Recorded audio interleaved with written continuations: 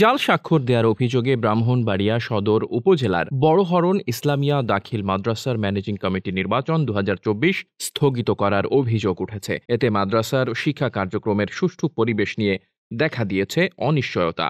এ অবস্থায় স্থগিতাদেশ প্রত্যাহার ও পুনরায় নির্বাচনের তারিখ নির্ধারণ করতে সদর উপজেলা নির্বাহী কর্মকর্তার কাছে স্মারকলিপি দেওয়া হয়েছে। গত 2রা জুন মাদ্রাসার ম্যানেজিং কমিটির অভিভাবক সদস্য পদপ্রার্থী হুমায়ুন কবির এ স্মারকলিপি দেন। এতে উল্লেখ করা হয়, মাদ্রাসার ম্যানেজিং কমিটি নির্বাচন পরিচালনার জন্য মাদ্রাসা কর্তৃপক্ষের আবেদনের প্রেক্ষিতে সদর উপজেলা মাধ্যমিক শিক্ষা কর্মকর্তা জীবন ভট্টাচার্যকে প্রিজাইডিং কর্মকর্তা নিয়োগ দেওয়া হয়। পরে তিনি চূড়ান্ত ভোটার তালিকা প্রণয়নের বিষয় নিশ্চিত হয়ে নির্বাচনের তফসিল ঘোষণা করেন। এতে 10 জুন নির্বাচনের তারিখ নির্ধারণ করা হয়। তফসিল ঘোষণার পর দাতা সদস্য এলেম খান কয়েকজন গ্রামবাসীকে সাথে নিয়ে ভোটার তালিকায় অসঙ্গতির একটি অভিযোগ আনেন। এতে প্রিজাইডিং কর্মকর্তা 28 মে নিয়ম বহির্ভূতভাবে মনোনয়ন যাচাই বাছাইয়ের দিন নির্বাচন স্থগিত করে দেন। হুমায়ুন কবিরের অভিযোগ, প্রভাবশালী মহলের দ্বারা প্রিজাইডিং কর্মকর্তা জীবন ভট্টাচার্য বড়হরণ ইসলামিয়া দাখিল মাদ্রাসার ম্যানেজিং কমিটির নির্বাচন বেআইনিভাবে স্থগিত করেছেন। এদিকে অভিযোগকারীর মধ্যে